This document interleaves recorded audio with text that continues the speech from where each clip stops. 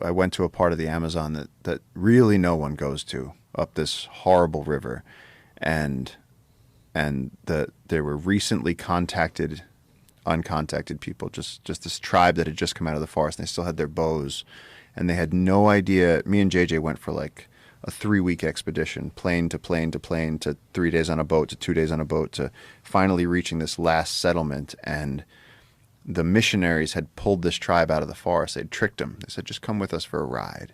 They pulled them out, but then they said, well, if you want to go back, you got to pay for your gasoline. And the tribe was like, well, how do we pay with what? And they were like, money. And the tribe was like, what's that? And where do we get it? And so these little people were standing. These were not tall people like the Mashkopiro. These were little tiny people. And they were standing there with their bows.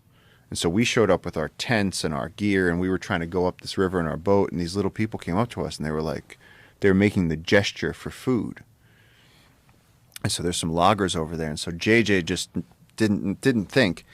And he was like, you want some food? You got to go pay for it. He was like, money. And, he's through a guy he was translating, and these people are going, but we don't have any money. And JJ took some coins out of his pocket and was like, just go buy some bread. And he gave him some coins, and they went and they tried it, and they got some bread.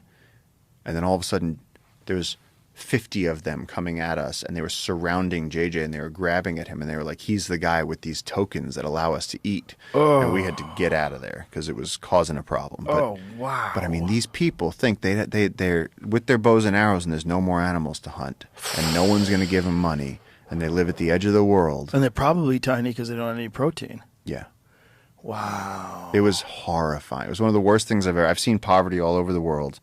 This was, again, a hunter-gatherer tribe with no food. With no food and no way of getting back to forest where they could be a hunter-gatherer tribe. Now they were in this wasteland where the loggers and the gold miners and the oil companies